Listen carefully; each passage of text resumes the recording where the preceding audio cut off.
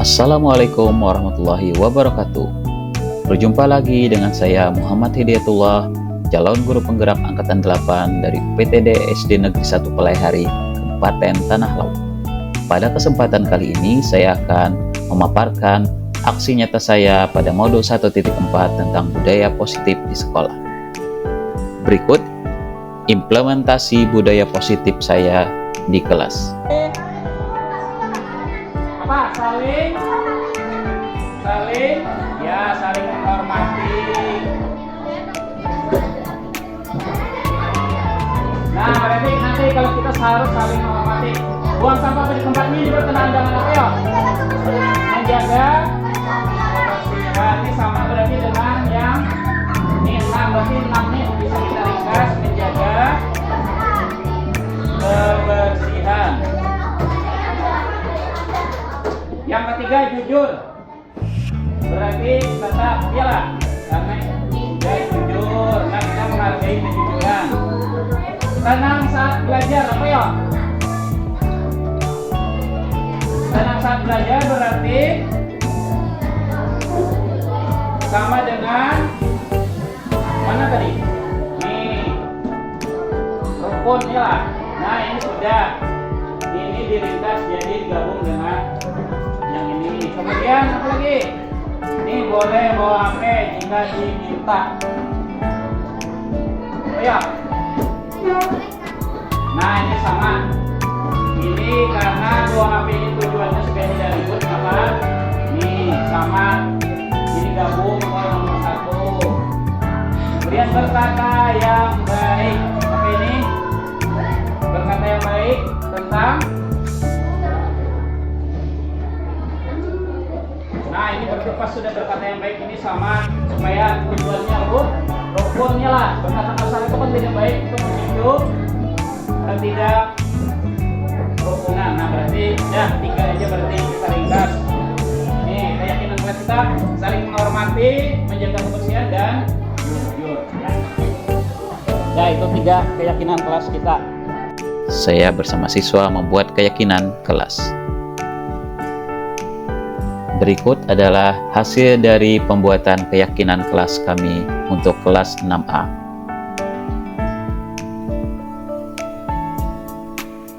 Selanjutnya, saya berbagi pemahaman dan pengalaman dalam menerapkannya kepada rekan di sekolah.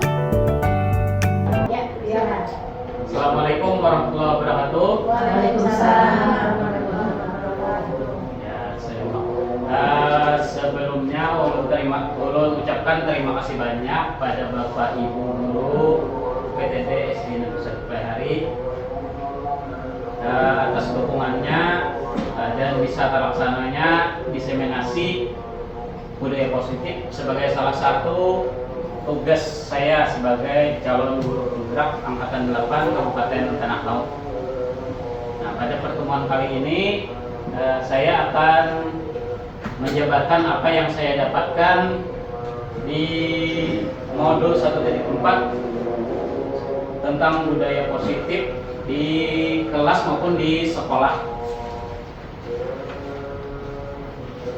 Baik, jadi langsung saja. Nah, di sini budaya positif kita mulai dari pengertiannya dulu. Nah, budaya positif. Apa itu budaya positif? Budaya positif itu merupakan perwujudan dari nilai-nilai atau keyakinan universal, artinya secara keseluruhan yang diterapkan di sekolah. Jadi keyakinannya berlaku untuk semua sekolah, maksudnya satu sekolah. Kemudian budaya positif di sekolah membentuk karakter murid, guru, dan visi misi sekolah. Nah, kayak kemarin kan waktu pendampingan individu yang kedua itu kita sudah membentuk visi sekolah kita. Nah, jadi kita salah satunya kemarin ada membentuk karakter. Nah, jadi membentuk karakter ini berhubungan dengan budaya positif kita di sekolah. Nah, ini Bapak Ibu ada game. Nah, cobalah buka. Nah, jadi misalnya Bapak Ibu nih ada satu orang A kan, kemudian satu orang ini mengepalkan tangan. Nah, mengepal. Kemudian Coba bayangkan Bapak Ibu itu, misalnya yang belok menjadi A itu, bayangkan bahwa Bapak Ibu itu menyimpan sesuatu yang sangat berharga. Nah, apa ya? Misalnya emas 20 kilo. Misalnya, ya pokoknya yang paling berharga lah. Nah, paling berharga. Kemudian di kepalan tangan itu Bapak Ibu perlu menjaga. Nah, karena kan sangat berharga tadi. Ya, jadi perlu dijaga sekuat tenaga, begitu pentingnya untuk kehidupan. Nah, kehidupan Bapak Ibu. Kemudian ada rekan sebagai B, berperan sebagai B, mencoba segala cara membuka kepalan tangan Anda. Nah, jadi boleh membujuk, boleh menghardik, boleh mengintimidasi, memarahi, menggoda, menggelitik, bahkan menawari uang. Nah, agar bersedia membuka kepalan tangan. Coba lakukan kegiatan di atas dengan secara bergantian. Cukup 30 detik. Nah, coba ibaratnya kayak apa? Kira-kira mungkin ada yang membuka tidak? Bapak Ibu, nah, mungkin tidak, kalau tidak dipraktekkan kira-kira Bapak Ibu misalnya dihardik orang, diancam orang, kira-kira membuka tidak? Ada. Tidak. Mungkin, tapi mungkin ada juga pertahanan. Mungkin habis diancam, mungkin ada yang mungkin membuka ya lah. Nah, tapi kita pasti karena itu sesuatu sangat berharga, pasti kita akan mempertahankan. Ya. Nah, ya, gitu. Nah, kalau ada pertanyaan, apakah Anda atau B membuka kepalan tangan Anda? Nah, sebagai yang kita mengepal tadi, dibuka tidak? Nah, ada yang dibuka ya, ada yang tidak ya lah. Kebanyakan karena itu sangat berharga mungkin tidak. Ya, ada mungkin karena tidak tahan dengan intimidasi mungkin, mungkin ada yang buka. Jadi, mengapa alasan Anda membuka kepalan tangan Anda? Nah, kalau yang membuka tadi, kenapa alasan? Iya, takut, itu takut, mungkin gara-gara diancam mungkin. Ya. Yang kedua, apakah Anda atau B menutup kepalan tangan Anda? Mengapa alasan Anda atau B tetap menutup kepalan tangan Anda? Nah, kenapa tadi yang tetap mengepal, ada mempertahankan, tidak membuka? Nah, ini betul. Jadi tidak mau kehilangan ya lah. Nah, karena sangat berharga tadi kan. Nah, mungkin di bayangan Bapak Ibu mungkin ada ibu-ibunya suami digenggam.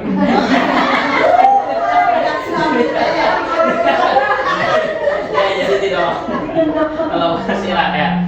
Nah, dalam kegiatan ini sungguhnya siapa yang memegang kendali atau kontrol membuka dan menutup tangan Rina siapa? Seorang. Iya, betul. Nah, jadi kita itu sebenarnya punya kontrol sepenuhnya atas diri kita sendiri, ya lah. Nah, kita tergantung kita mau melepas atau mempertahankan diri lagi atau tidak tadi. Nah, perlu dihubungkan dengan teori kontrol dari Dr. William Glasser. Jadi ada sebuah ilusi. Nah, anggapan kita guru itu bisa mengontrol murid. Kemudian ilusi bahwa setiap penguatan positif itu efektif dan bermanfaat. Nah, ini hubungannya kayaknya seperti di kurikulum Merdeka ini kan ada lagi kita disuruh meranking ya lah. Nah, kemudian berbagi di BOS itu tidak bisa lagi dianggarkan penghargaan untuk anak yang berprestasi yang ranking. Nah, ini hubungannya seperti ini. Itu ilusi namanya. Jadi penguatan positif kita memberikan hadiah. Itu nanti ada, perlu jelaskan nanti hubungannya. Itu kita memberikan apresiasi itu sekaligus itu anggapannya sama aja dengan menghukum dia. Kenapa? Anak itu sudah yang satu dapat hadiah, ya dia punya beban, ya lah, mempertahankan dia. Nah, semester 2 pokoknya harus ranking 1 lagi, ya lah. Nah, akhirnya seperti itu dan seperti itu seterusnya. Jadi penguatan itu nantinya ada penjelasannya slide berikut, slide agak jauh nanti. Jadi penguatan itu ada juga sebagai apa ya? Penguatan itu tidak selalu bagus, tapi itu juga bisa berupa hukuman. Nah, kemudian yang ketiga, ilusi bahwa kritik membuat orang merasa bersalah dapat menguatkan karakter. Nah, kita mengkritik orang, kemudian membuat orang tuh merasa salah, itu dalam persepsi kita tuh bisa menguatkan karakter. Nah, kemudian ilusi bahwa orang dewasa memilih hak untuk memaksa. Nah, jadi kita guru ini orang dewasa, siswa kita anak-anak, kita punya hak. Nah, itu ilusi kita memaksa mereka yang tidak mereka inginkan. Nah, ini jadi di program guru penggerak ini dalam modul budaya positif ini ada diluruskan lah gitu. Kalau kita dulu pakai mulut sendiri gitu. Ini masih pakai ini biasanya dulu tuh sebelumnya. Stimulus respon, ada rangsangan, ada respon, aksi, reaksi. Nah, jadi kemudian guru penggerak itu diajak ini, dan kita semua sebenarnya diajak untuk menerapkan teori kontrol daripada stimulus respon. Nah, ini contohnya. Di stimulus respon itu realitas kebutuhan kita sama. Padahal kan kebutuhan kita ini beda-beda. Sama anak seperti itu juga. Kebutuhan itu tidak sama. Yang pintar, yang mungkin kebutuhannya beda dengan yang agak lamban belajar, ya. Nah, tuh. Kemudian semua orang melihat hal yang sama. Kita melihat sudut sesuatu itu sudut pandangnya mungkin keindahan misalnya keindahan kelas itu, misalnya ada yang bersih nggak ada hiasan apa-apa, itu ada juga yang menganggap seperti itu, ada juga yang menganggap banyak hiasan, ya lah. Nah, jadi seperti itu. Jadi tidak bisa kita menganggap semua hal itu sama. Orang itu beda-beda pandangannya. Nah, ini sama anak juga seperti itu. Kemudian kita mencoba mengubah orang agar berpandangan sama dengan kita.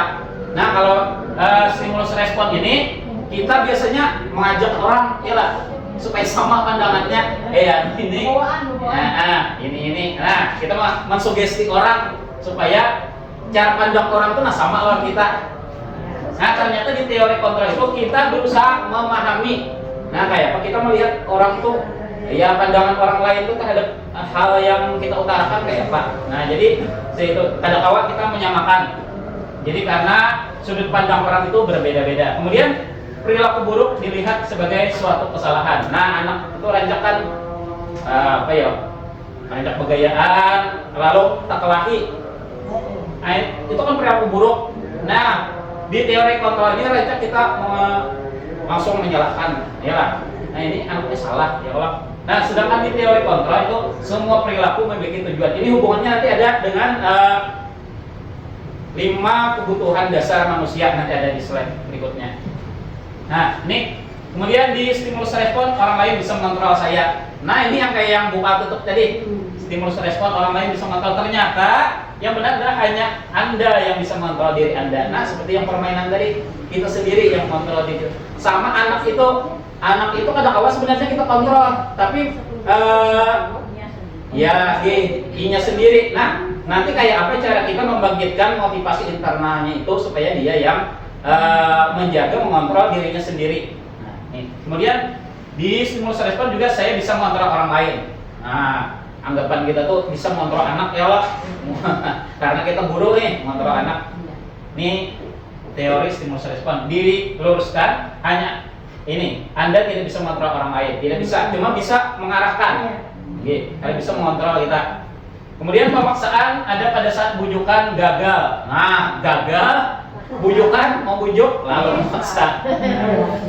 Nah, jadi kemudian dibenarkan oleh teori kontrol itu kolaborasi dan konsensus menciptakan pilihan-pilihan baru. Jadi diberi pilihan lain, jangan dipaksa satu pilihan aja. Kemudian model berpikir menang kalah. Nah, ini menang kalah.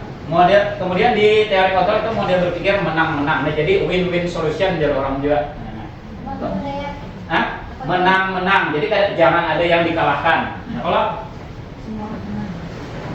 ini kembali ke kata disiplin. Ini mungkin buat kalian tahu ya.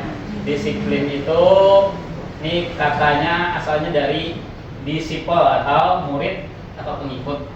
Jadi seorang murid, pengikut, seorang harus paham betul alasan mengapa mereka mengikuti suatu aliran atau ajaran tertentu, sehingga motivasi yang terbangun adalah motivasi intrinsik, jadi dalam dirinya, bukan ekstrinsik, bukan gara-gara pengaruh guru tadi.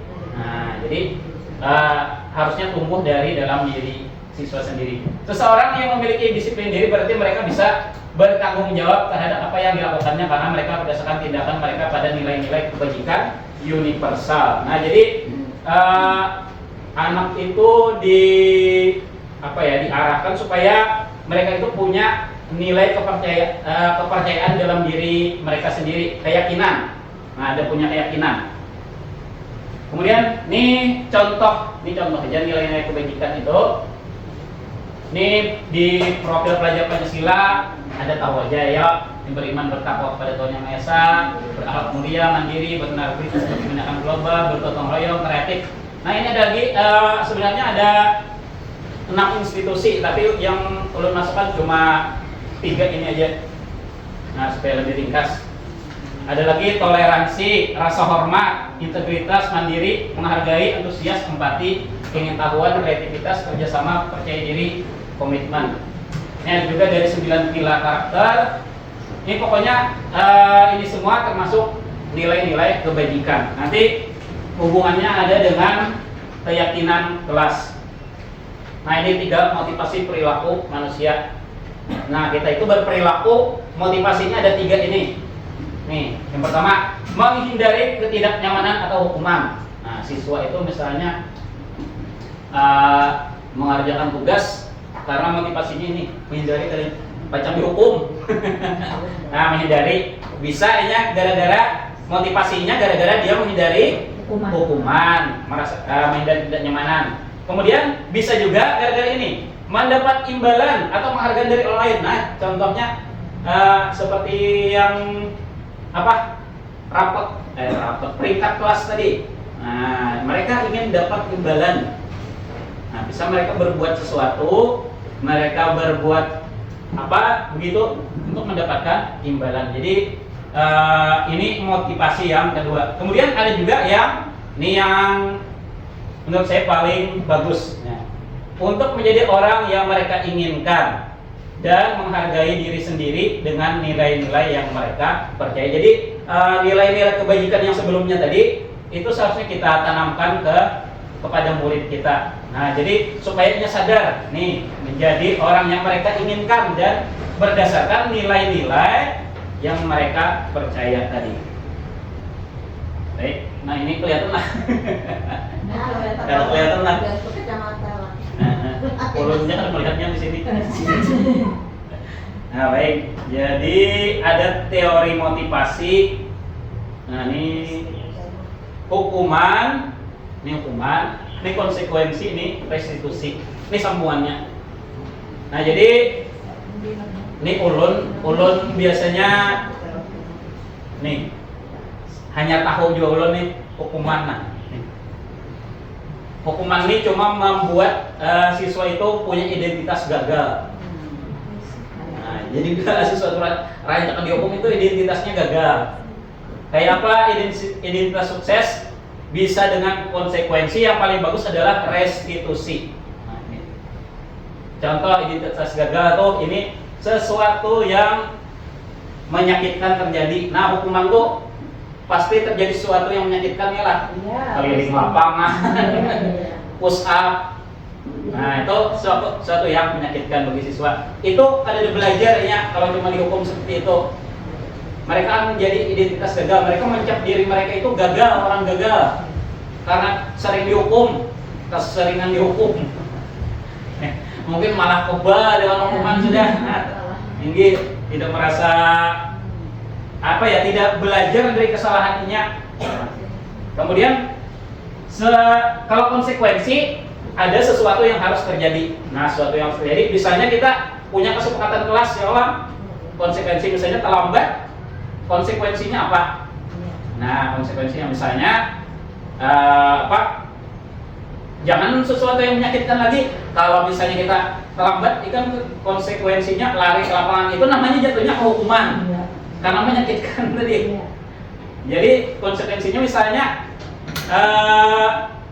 terlambat ya. Nah, terlambat masuk kelas berarti Berudi ke pulang kelas berapa menit dia terlambat, segitu juga bayarannya ke pulang sekolah.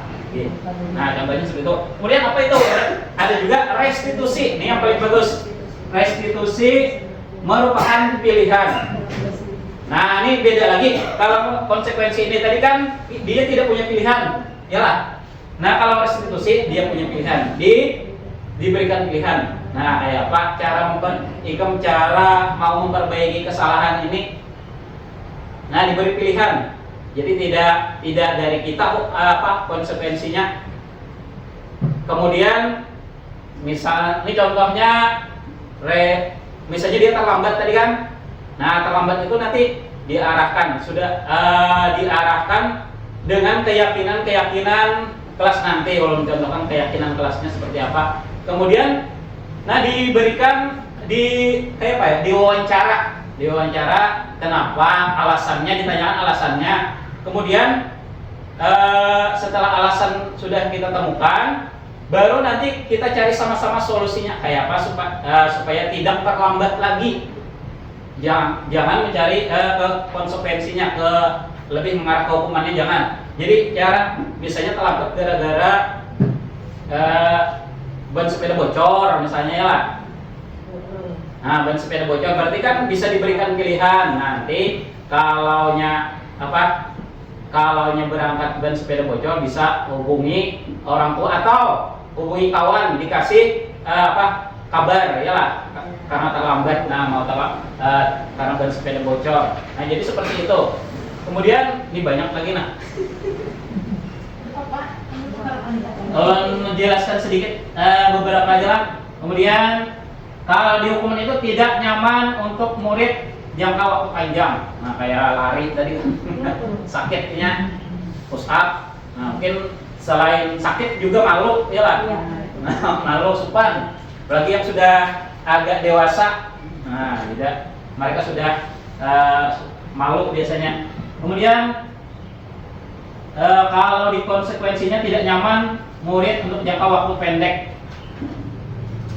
Kemudian untuk restitusinya menguatkan murid atau anak dalam jangka waktu panjang, karena tadi kalau restitusi ini menguatkan di motivasi internal atau intrinsik. Nah ini yang ulun sambut tadi dihukum oleh penghargaan. Nah jadi kita memberi penghargaan ke murid itu kadang itu juga sebagai pedang bermata dua. Nah, pedang bermata dua. Jadi itu bisa bentuk penghargaan, bisa malah jatuhnya ke hukuman. Contoh kayak tadi, ranking 1 diberi hadiah tadi kan. Maksud kita kan memberi penghargaan. Tapi itu bisa juga malah jadi beban buat anak. Nah, mungkin inilah yang disadari sudah oleh pihak-pihak terkait dunia pendidikan di Indonesia. Jadi penghargaan itu efektif jika menginginkan seorang melakukan sesuatu yang kita inginkan dalam jangka waktu pendek. Misalnya dia orangnya suka di kelas tuh suka dia yang paling rajin ya lah. Nah, dia yang paling rajin. Kita kasih hadiah. Nah, sebenarnya ini cuma berpengaruh dalam jangka waktu pendek karena berhubungan dengan ini tadi 3 motivasi. Nah, sebenarnya dia cuma ini mau mendapatkan imbalan. Nah, ya kan, dan penghargaan. Mau dihargai gurunya aja. Nah, itu sudah bagus, setingkat lebih bagus daripada yang ini. Nah, menghindari hukuman, menggawi sekedar untuk menggugurkan kewajiban lah. Supaya jangan dihukum. Ya. Nah, kemudian yang kedua, jika kita menggunakan penghargaan lagi dan lagi, maka orang tersebut akan bergantung pada penghargaan yang diberikan serta kehilangan motivasi dari dalam diri. Jadi yaitu bila keranjakan, keseringan kita beri penghargaan, dia ketergantungan malahan. Contoh dulu ulun pas pernah waktu di sana yang sistem bintang pernah juga lah. Iya.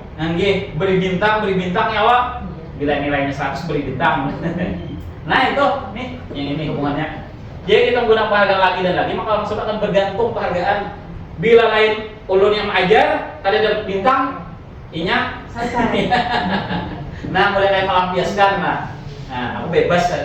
Nah jadi seperti itu sudut pandang kita sekarang. Jadi ya tidak apa ya, tidak efektif jadi memberikan penghargaan.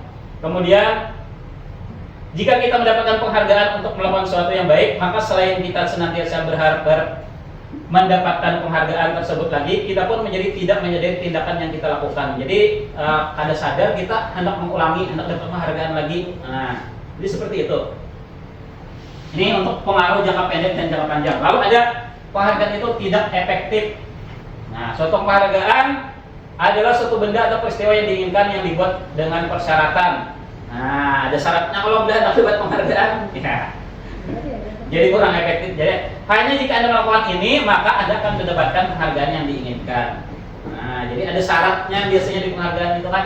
Jadi tidak efektif. Kemudian jika saya mengharapkan suatu penghargaan dan tidak mendapatkannya, maka saya akan kecewa dan berkecil hati. Nah, anakku kadang tidak dapat penghargaan, kecil hati.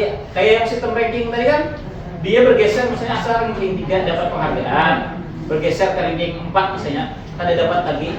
Nah, itu akan timbul rasa kecewa. Padahal kita mengharapkan itu motivasi ya lah. Nah, tinggi padahal motivasi kan.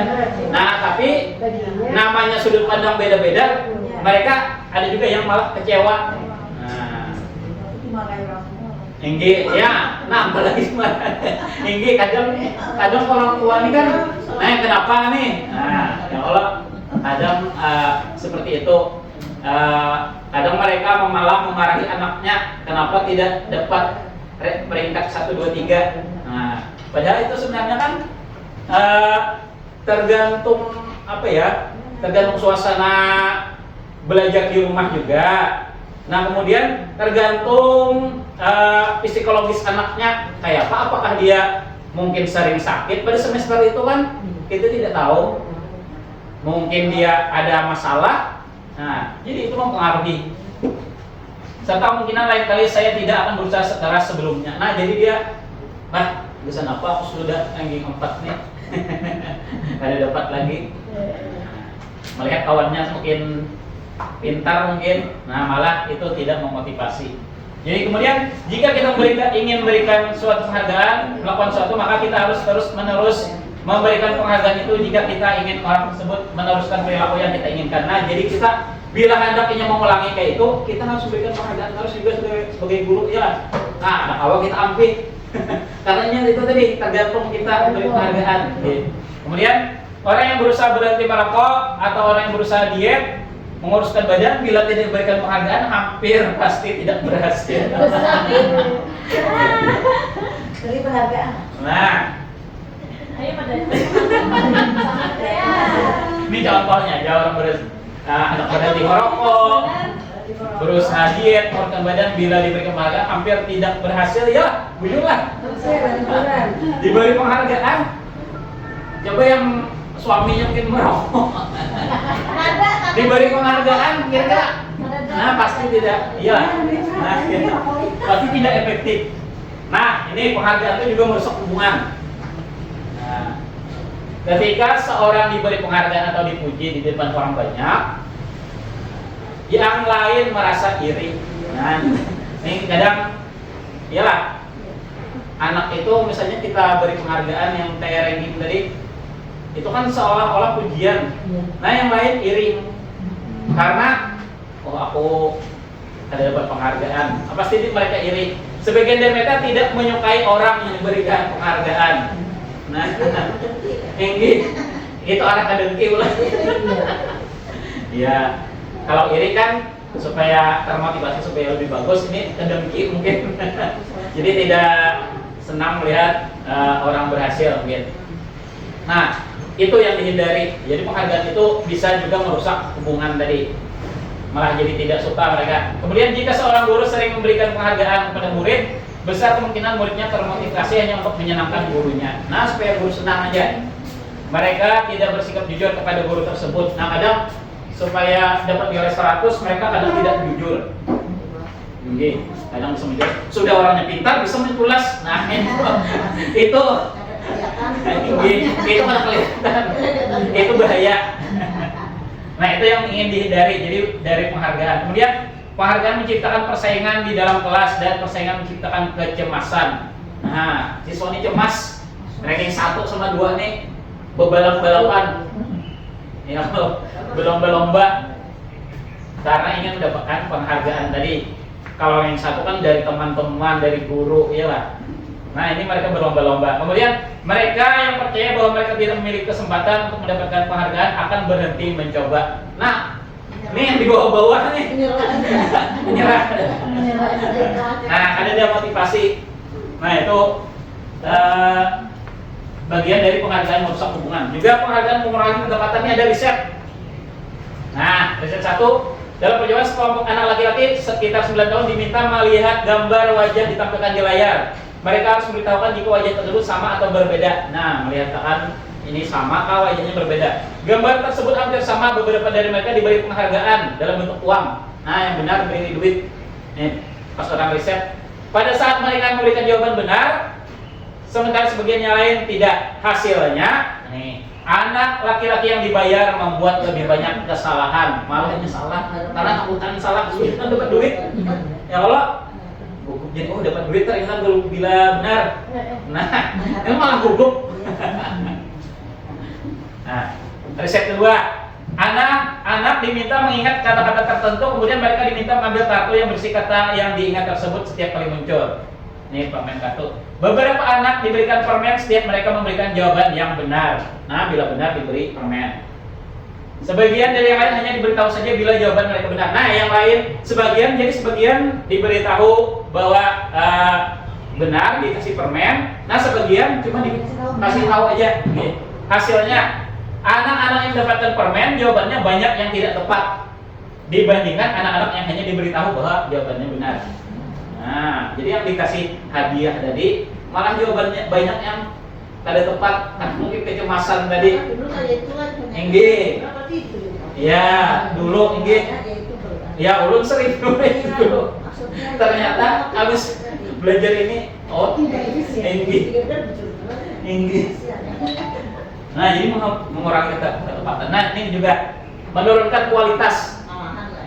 Nah, nih, pengamatan dilakukan pada sekelompok mahasiswa yang sedang bekerja praktik di sebuah surat kabar universitas. Saat itu mereka sedang belajar menuliskan sebuah artikel tentang judul berita utama. Seiring waktu, mahasiswa tersebut semakin mampu bekerja dengan cepat. Nah, ini makin bagus nih. Kemudian ada beberapa mahasiswa yang dibayar. Nah, diberi penghargaan dan dibayar untuk setiap judul berita utama yang mereka mampu hasilkan.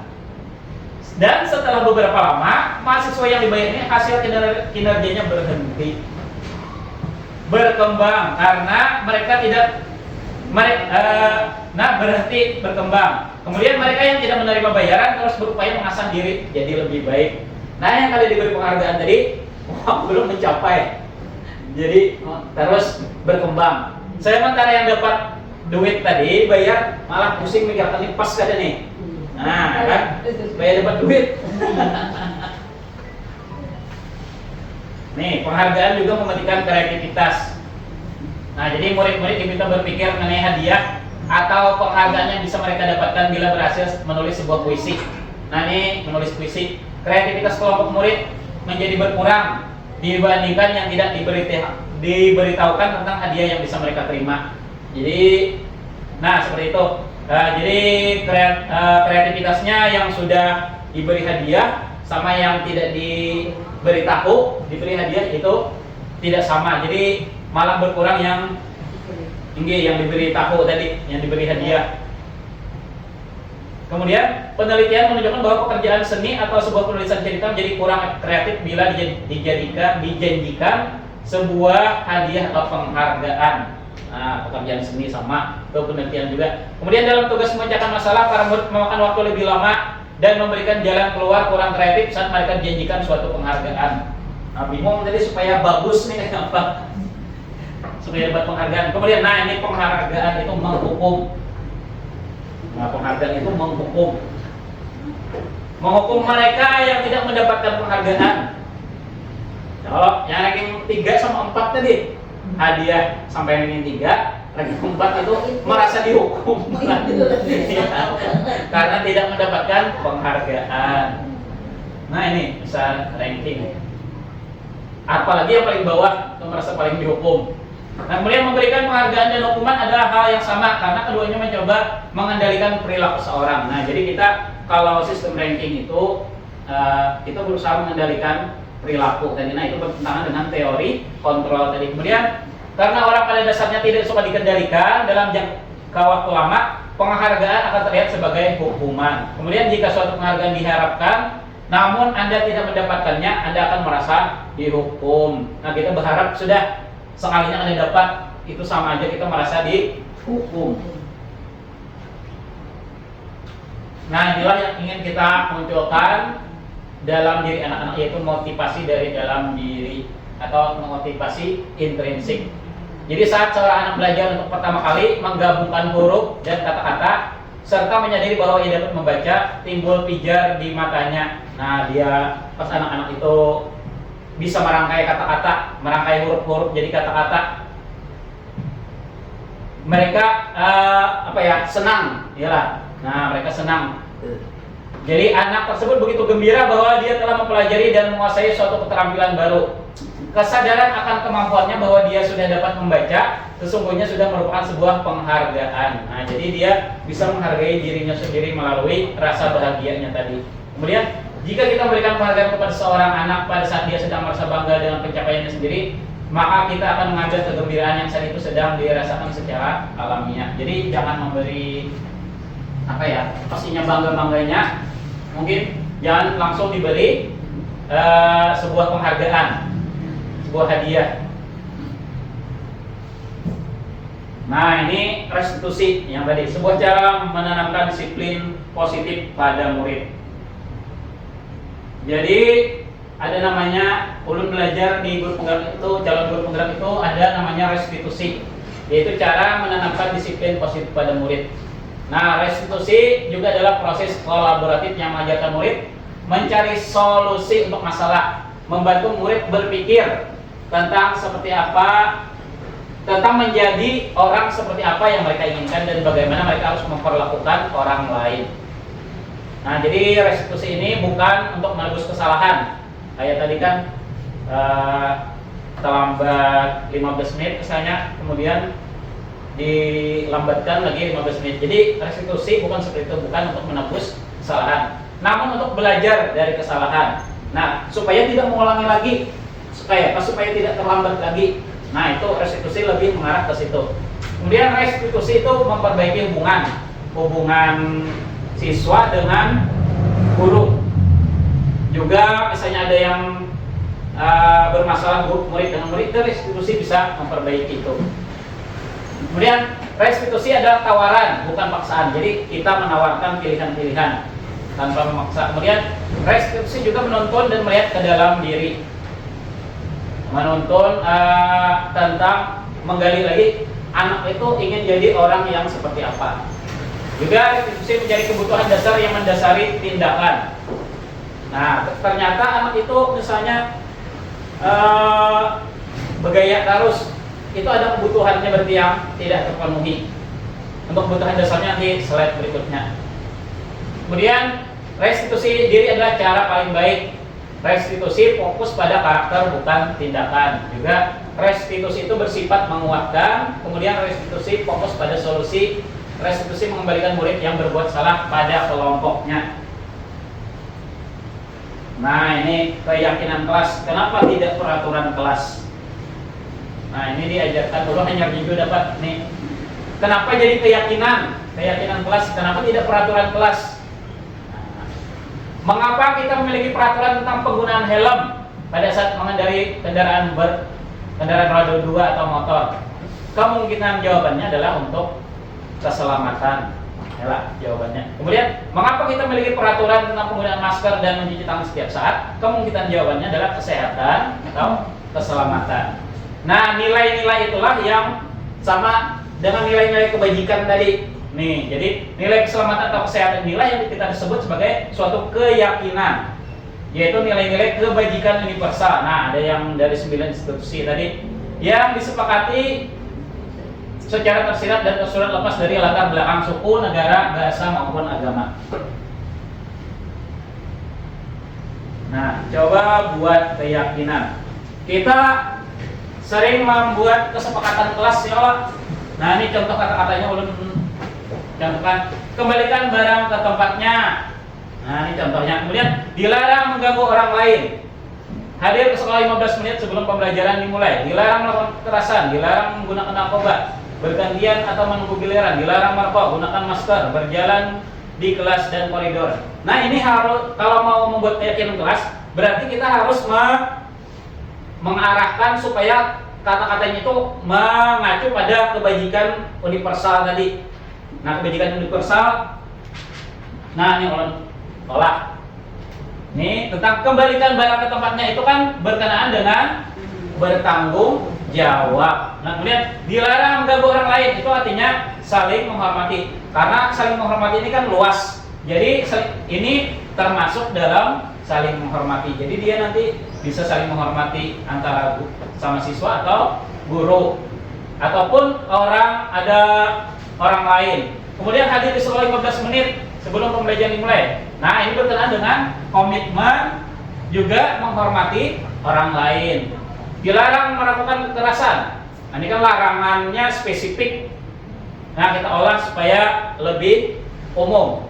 Keamanan, kemudian juga saling menghormati. Kemudian juga, nah kita membuat peraturan kelas dilarang menggunakan narkoba. Dibuat jadi keyakinan berupa kesehatan. Artinya dia harus menjaga kesehatan. Salah satunya adalah jangan menggunakan narkoba. Nih, bergantian atau menunggu giliran. Kemudian itu termasuk dalam menghormati orang lain dan berempati. Kemudian dilarang merokok, itu berhubungan dengan kesehatan dan menghormati orang lain. Gunakan masker, itu tentang kesehatan dan keamanan. Kemudian berjalan di kelas dan koridor, itu tentang keamanan dan keselamatan. Nah, jadi nilai-nilai kebajikan itu lebih bersifat umum, universal, berlaku secara keseluruhan. Ini contoh. Nah, contoh keyakinan kelas. Ini ada setiap anggota kelas perlu belajar. Nah, pokoknya perlu senang. Ini kan luas nih, jadi bisa dikembangkan. Perlu melakukan tugas. Kemudian perlu saling menghargai. Setiap anggota kelas perlu merasa aman. Ini nanti akan berhubungan dengan restitusi yang akan kita jalankan. Kemudian ini contohnya selalu bersikap positif. Ini kan luas.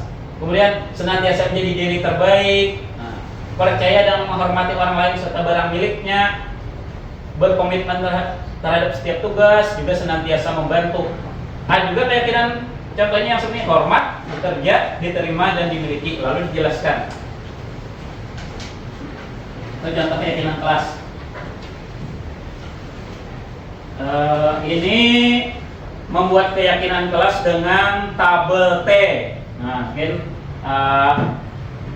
kalau hormat, bekerja dan rasa diterima dan dimiliki tadi diolah ini tampak seperti apa, kemudian tidak tampak seperti. Nah, ini lawan katanya. Jadi lawan katanya.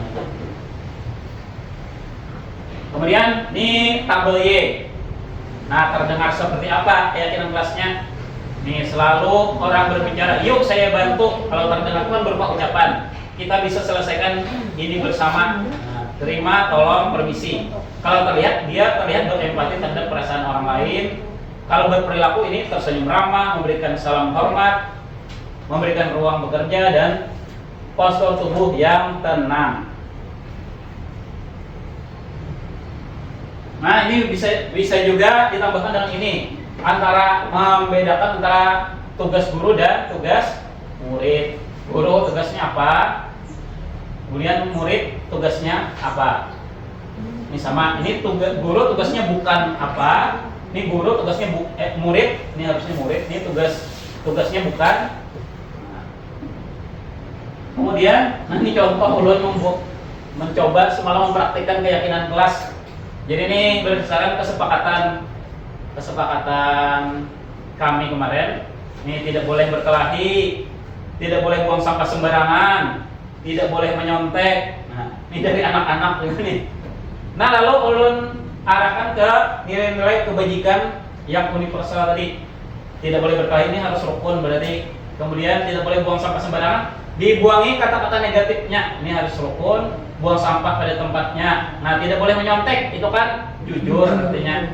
Tidak ribut saat belajar, diubah jadi tenang saat belajar. Jadi kata-kata tidak atau jangan itu dihindari. Kemudian tidak boleh bawa HP kecuali diminta. Nah, kemudian diubah jadi boleh bawa HP jika diminta. Jadi kan lebih bahasanya lebih halus. Kemudian tidak boleh nyontek, tidak boleh coret meja dan kursi. Kemudian menjaga kebersihan kelas. Nah, ya. Tidak boleh berkata kasar, diubah jadi berkata yang baik. Nah, ini tadi karena sebagian ada yang mencakup satu kategori, maka ulun gabung. Nah, jadi 3 aja dapat kemarin waktu membuat keyakinan kelas itu.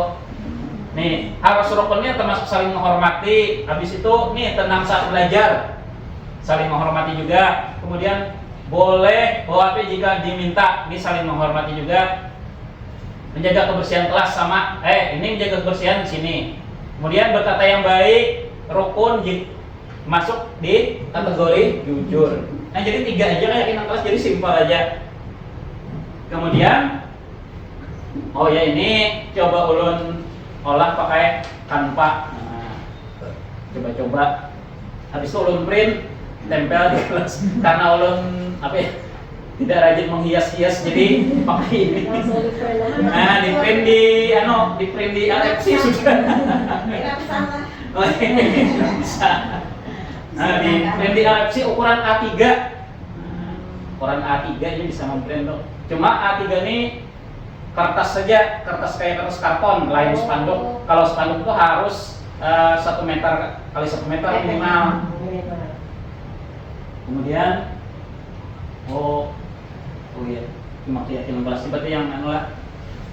Nah, kemudian selanjutnya 5 kebutuhan dasar manusia. Nah, kita sebagai manusia ini kebutuhan dasar kita ada 5. Yang paling mendasar itu adalah ini, bertahan hidup. Anak bila salah langsung kita takuni, pasti ini bertahan dulu. Ya, mengelak dulu, karena kan bertahan. Itu insting dasar manusia, bertahan hidup. Ini. Jadi pasti inya yang duluan. Nah, ya Allah, itu kan namanya bertahan hidup tuh, Mas. Nih, insting dasar manusia. Nah, kebutuhan. Nah, kemudian kebutuhan lainnya ada jadi totalnya ada 5. Kebutuhan lainnya kebutuhan kasih sayang dan rasa diterima. Nah, dia kalau kurang tuh bisa aja kalau biasanya orang kurang kasih sayang.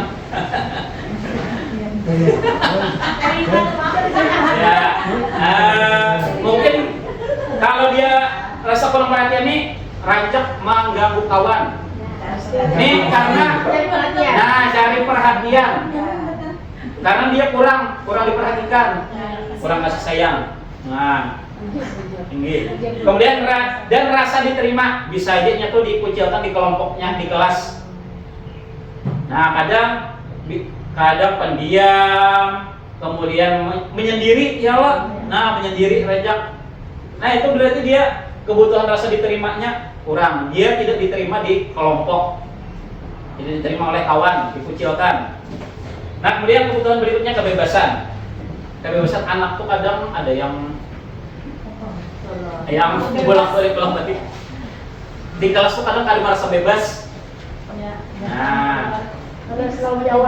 Nah, bisa juga ini diberi tugas. Nah, ini berhubungan dengan pembelajaran berdiferensiasi. Jadi kebebasan mereka menuangkan konsep materi itu bisa dengan menggambar, bisa dengan berolah tulisan, bisa berolah skema. Nah, jadi dibebaskan. Nah, kalau bisa dibebaskan, diberi kebebasan. Kadang anak yang merasa memang mungkin terlalu dikekang mungkin di rumah, ya Allah, kurang terpenuhi mungkin di sini. Ini penguasaan. Ini kebutuhan dasarnya juga, penguasaan. Kita merasa perlu kayak ada jabatan gitu. Nah, ada penguasaan terhadap orang lain gitu. Nah, ini berhubungan juga dengan ini rasa diterima di kelompok tadi. Di kelompok tuh mau dia apa ya? Hendak inya aja. Jadi itu salah satu kebutuhan dasar, wajar aja juga, wajar aja. Kemudian nih kesenangan, kadang anak mengantuk, mungkin kurang rasa senang, mungkin bosan. Nah, bosan belajar. Nah, cari kayak apa supaya terpenuhi kebutuhan mereka akan kesenangan. Nah, hubungannya dengan dunia berkualitas. Nah, kayak apa itu dunia berkualitas? Tempat khusus dalam pikiran, tempat kita menyimpan gambaran representasi dari semua hal yang diinginkan. Bisa berisi orang-orang, hal-hal, dan apa saja yang terbaik dalam hidup Anda dan membuat Anda merasa bahagia dan terpenuhi kebutuhan dasar Anda. Nah, ini tentang apa ya? Impian kita, kayak apa dunia berkualitas kita. Kemudian murid kita juga punya gambaran dunia berkualitas mereka. Nah, jadi mereka punya gambaran dunia berkualitas masing-masing. Tentunya sebagai guru kita ingin mereka masukkan hal-hal yang bermakna dan nilai-nilai kebajikan yang hakiki ke dalam dunia berkualitas mereka. Kadang anak-anak itu kan kalau tidak dibimbing, mereka tidak bisa membedakan hal itu, bahwa hal itu buruk, ada hal buruk dan ada hal baik. Kadang mereka punya imajinasi ke arah yang negatif. Nah, itu adalah tugas guru, memasukkan hal-hal yang bermakna dan nilai-nilai kebajikan. Nah, itu tugas kita. Buat biar tahu aja sudah ini. Oke, baik. Nah, lalu ada 5 posisi kontrol. Nah, kita ini ulun pribadi lah. Ranjak ini 1 atau 2. ulun posisi ulun penghukum, kalau menghukum maulah merasa bersalah. Nih, penghukum nih bisa menggunakan hukuman fisik atau verbal. Nah, ulun ini rajak bila anakku salah dihukum. Nah, hukum. Ya kalau bisa fisik, bisa verbal, bisa ucapan. Nah, kemudian kadang ulun ini juga, nah, buat rasa bersalah. Pada ini paling bawah berarti. Nah, ulun menyadari sebenarnya ini berarti posisi yang paling bawah. Nih, membuat orang lain merasa tidak nyaman, bersalah, atau rendah diri. Nah, rendah diri maksudnya contoh kata-katanya membuat rasa bersalah ini. Nah, kayak apa? Ya pokoknya Allah ini tuh merasa bersalah atas dirinya sendiri, membuat mereka tuh rasa apa yuk? Ya minder jadinya, nah menumbuhkan rasa minder. Pokoknya rasa tidak nyaman, merasa bersalah. Pokoknya menyalahkan, misalnya dia bermasalah dengan siswa baru, kalau kita mau olah itu supaya kayak merasa bersalah gitu. Nah kayak apa ini kasihannya ini. Nah, ya Allah, jadi murid yang pelaku tadi merasa bersalah. Nah, itu sebenarnya posisinya kada bagus juga. Kemudian ada juga nih posisi teman. Nah, posisi teman nih bagus padahal sebenarnya. Nih tidak menyakiti murid, tapi tetap berupaya mengontrol murid melalui persuasi, mengajak. Nah, akrab dengan murid nih kalau posisi teman nih. Nah, ulun jujur kadang terlalu bisa memposisikan diri sebagai teman nih. Nah, kadang bisa mengontrol murid terlalu dekat dengan sebagai posisi teman ini. Ini bagus saja sebenarnya, cuma ada kurangnya. Kurangnya apa? Kadang dia cuma mendapatkan guru yang dalam posisi teman ini aja. Di guru lain tuh ada. Tinggi. Nah, negatifnya itu, Bang. Nah, kemudian ada posisi yang di atasnya lagi, pemantau. Nah, diharapkan kita bisa ini, syukur-syukur ini. Nah, ini pemantau ini berdasarkan pada peraturan dan konsekuensi tadi. Nah, jadi kita ada terlalu jaga jarak, ada juga terlalu dekat. Jadi menghukum murid itu menakuni konsekuensi tadi. Nah, kira-kira apa konsekuensinya kamu nih? Kalau terlambat, tahu aja kalau sudah konsekuensinya. Kalau terlambat tadi apa? Nah, ini pemantau.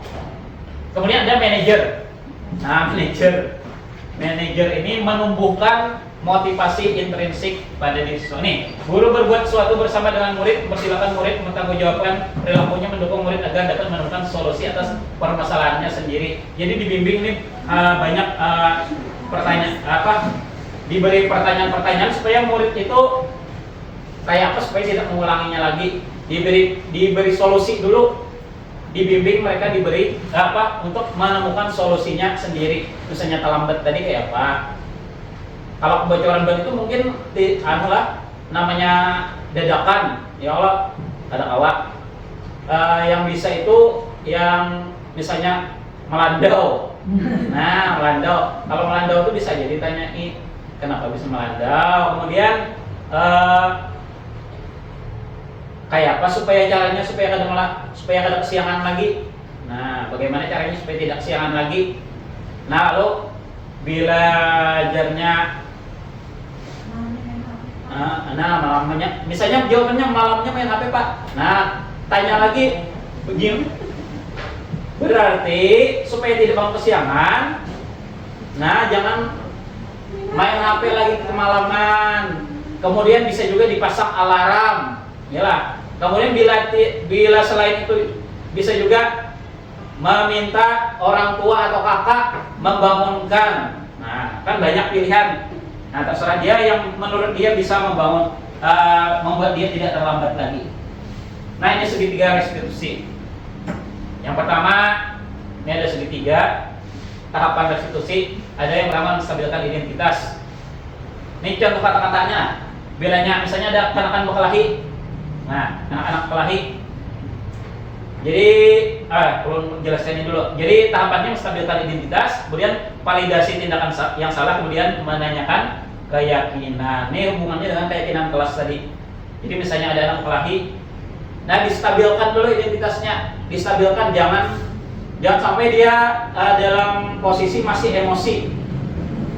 Distabilkan. Nih contoh ini. Setiap orang pasti pernah melakukan kesalahan. Nah, jadi jangan dibenarkan juga, jangan disalahkan. Nah, ini setiap orang pasti pernah melakukan kesalahan. Nah, atau ini, kamu bukan satu-satunya yang pernah melakukan ini. Nah, jadi misalnya ada anak yang berkelahi, wajar aja. Nah, wajar. Beberapa orang sudah pernah berkelahi juga. Jadi pokoknya diusahakan dia itu emosinya hilang dulu. Nah, jangan sampai masih panas. Selanjutnya juga sudah validasi tindakan yang salah. Nah, validasi. Oh, misalnya gara-gara apa tadi ternyata ulun dihuluti, ulun diejek. Nah, kamu tentu punya alasan mengapa melakukan itu, ulun tadi diejek. Nah, kita tanyakan alasannya. Kemudian ada nggak cara yang lebih efektif untuk mendapatkan yang kamu butuhkan? Nah, boleh juga seperti ini. Ditanyakan alasan supaya kita bisa memvalidasi tindakannya yang salah tadi. Nah, selanjutnya nih langkah terakhir menanyakan keyakinan. Nah, sehubungan dengan keyakinan kelas kita. Nah, keyakinan kelas apa yang telah kita sepakati? Nah, ini kembalikan ke keyakinan kelas kita. Kemudian bilanya belum jadi nih keyakinan kelas ini bisa juga nih. Kamu ingin jadi orang yang seperti apa? Nah, misalnya mau kelahi tadi, misalnya jadi polisi. Nah, polisi itu orangnya orang yang bisa menahan emosi. Ialah harus jadi orang yang bisa menahan emosi. Kemudian bisa jadi teladan bagi orang lain. Nah, seperti itu kalau mau jadi polisi misalnya. Nah, ini dibisain. Nah, lalu nanti diberikan pilihan. Nah, kayak apa cara supaya kada berkelahi lagi? Nah, jadi ditanya supaya jangan berkelahi lagi seperti apa? Misalnya jangan saling mengejek lagi. Jadi, nah seperti mungkin seperti itu contohnya. Ulun kemarin cuma praktik teori aja nggak ada, belum juga pernah ini ke siswanya langsung, cuma praktik sama anak aja. Nah ini, nah ini contohnya para habis berarti. Makan gula, suaranya ada.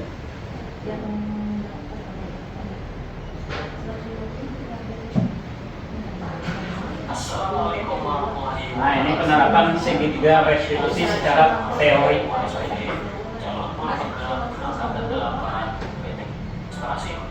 Sehingga Ini sudah. dari segitiga berkonsep kesalahan ada itu menetapkan skenario. Nah, ini kasus pertama. utama. restitusi Ini secara teori lah. coba lakukan dua kasus yang pertama yaitu membuang sampah sembarangan Nah, ini kasusnya membuang sampah sembarangan. masuk sekolah Nah, kasus restitusi ini kan karena kejadiannya berulang sudah. sampah sembarangan Ini lawan anak, Bang. tidak membuang sampah pada tempat Nah, beberapa kali.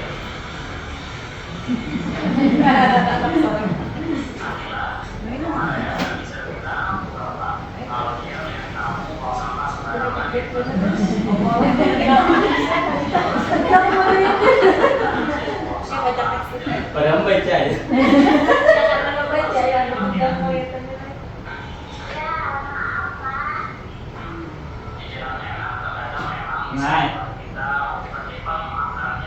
Nah, jadi itu tadi paling langkah.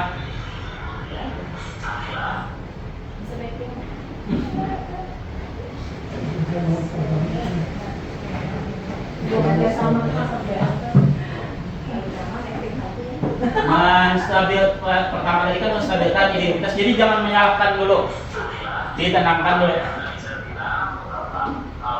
Ini secara teori dulu.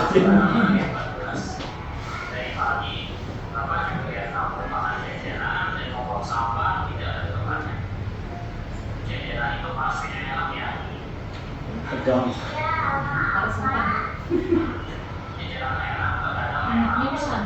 Nah, ini validasi tindakan yang salah.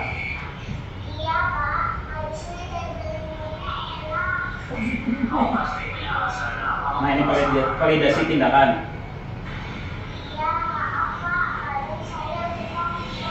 Nah, rupanya alasannya karena lupa. Nah, jadi kemudian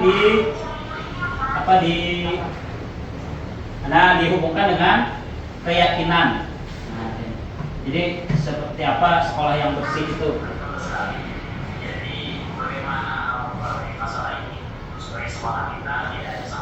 Nah, ditanyakan solusinya kayak apa?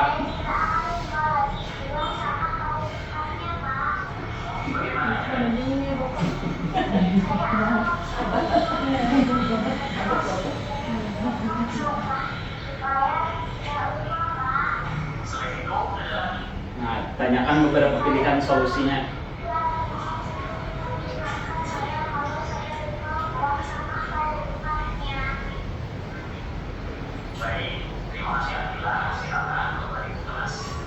Nah, jadi tidak ada menyalahkan. Nah, jangan ada menyalahkan.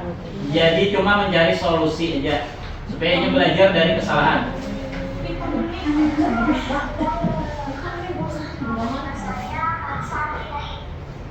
Lanjut kasus kedua. Nah, terlambat ke sekolah. Nah, jawabannya itu. Anaknya disuruh.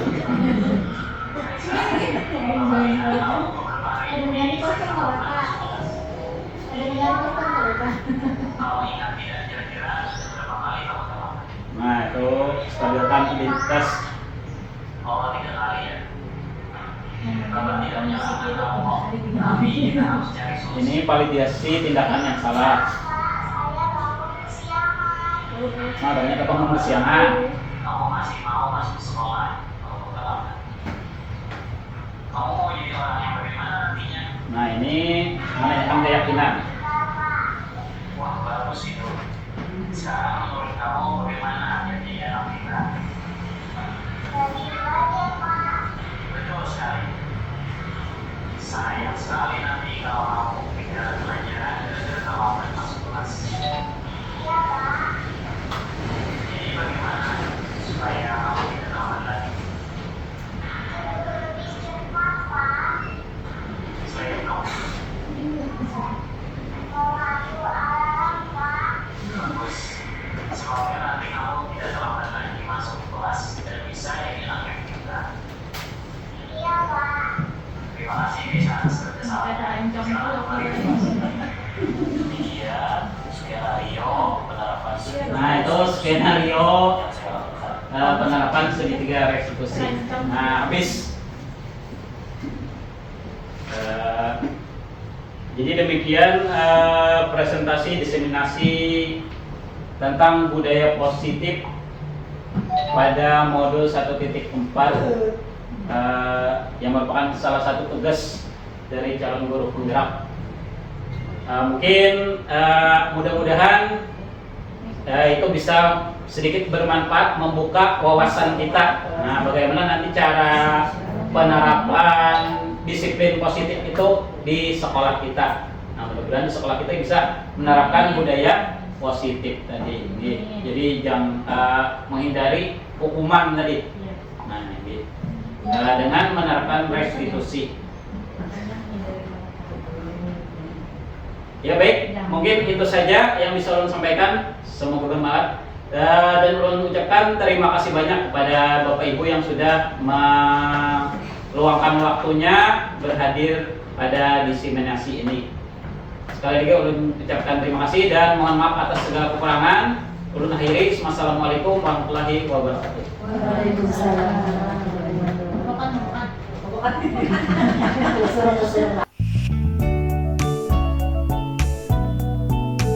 Respon murid. Murid senang terhadap keyakinan kelas yang telah kami buat bersama, sehingga mereka sepakat untuk selalu meyakininya. Kemudian refleksi.